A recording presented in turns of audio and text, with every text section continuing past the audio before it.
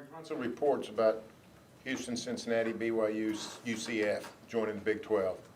What do you think? What do you think of that alignment if we end up with another Big 12 in those four schools? I don't have enough information to say other than I think there's something going on. But I have a meeting on Wednesday to kind of get brought up to par, and I'll know more. The only thing I can guess is based on what the other conferences have done, where they've come together to say we won't poach any other schools, which we all know that, to keep the league together, meaning our league through 24. Is that going to happen? I don't know, but that's what the Alliance is supposedly saying.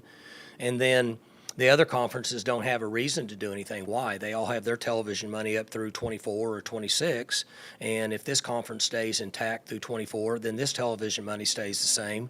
If people leave, there's penalties to be paid, so why would anybody need to step out there and do anything? So then I'm just guessing that they're down here saying, okay, then we need to find, if this happens and we bring a certain number of teams in here, what's the financial television stability of this conference if these teams come in? They're trying to find out what the marketability is for it, would be my guess. So do I know what conversations that have taken place with any of those schools? No. Do I know how much interest there is in any of those schools? No. I just know some of the stuff you know. Maybe Wednesday they'll tell me a little more. But what I will say is this, is I like that our president is proactive and aggressive, and I like that the conference is trying to come up with different avenues and ways that they can go if something happens. That part I like. But I don't know a lot about it, so that's the best I can give you. I was told that one thing important to you is stay with a strong Texas connection, no matter what. You got 3 still on board. If you had Houston, it's 4, which you've always had. Is that important to you? I mean, I don't mind telling you that we recruit a lot down there, and I think that if we have schools in that state that are tied in with us, whatever we do, I think it's beneficial for this school. And I have always felt like one of the issues, again, it's my opinion, everybody can throw me under the bus, I don't care. I hadn't been thrown under the bus in a while, so. I thought when Nebraska went north, they lost recruiting down here, and I thought it hurt them. That's just my opinion. So I don't want to lose that base, okay? We get the majority of our players from a 4-hour radius, and then you head south down through a little bit of West Texas, Metroplex, all the way out through Louisiana, East Texas, down to about Waco, really, and then push this way. We get a few Houston kids, but that part of the world's turning real SEC. So I don't want to lose that. That's why you're hearing that. That is true. I have said that. To people that asked if I had an opinion what I want the Texas people with us because I think it ties us into that television market, and I think that ties us into that recruiting base, which anybody that's in here knows that's pretty important. There's a lot of people that play football down there, and it gives us numbers to recruit to. All 4 of those schools play pretty good football. Yeah. I mean, All 4 of what? The expansion candidates. Yeah. Those are the 4. I mean, they're all 4 on pretty good. You know, the interesting thing is, and I know that I've got to get to my other deal, but, just coast to coast, people see BYU as a Power 5 team.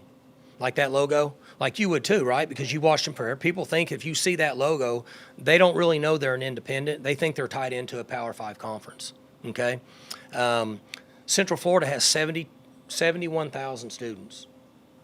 And they're in a heck of a television market, and they have a heck of a recruiting base, and they've played good football. Now, what other people may think of that, I don't know. I'm just giving you my opinion on it. And then you have Cincinnati, who has a big television market. There's a lot of people that live in that part of the country, and that logo has grown popularity in the last few years, and they're winning. Winning is important, and a somewhat extended period of winning is important, I would think, to these television rights people. And then you have Houston that's got a huge market and has had success. And they're tied into a place in the country that's huge with high school football. State of Texas high school football, everybody talks about it. So there's good candidates out there. I don't make the decision based on the television money, somebody else does, but there's good candidates. Is there some humor if Houston comes back, the fact that Dana just can't escape the Big 12? Well, I hadn't thought about that, but we can call it like it is. I really feel like that Oklahoma State's going to be just fine, whatever direction this goes. Nobody knows what direction it's going. And then if they get to a point where they're going to bring teams into this conference to strengthen it and it's financially secure for the teams in this league, and then the teams that come in, because they have to get their cut of the pie, right? That's what we're talking about here. Then that decision will be made. And I'm not really concerned about that. But if there's ever Texas teams in our conference, I don't see how that would hurt Oklahoma State. Somebody might be able to tell me how, but I don't see how it would hurt Oklahoma State.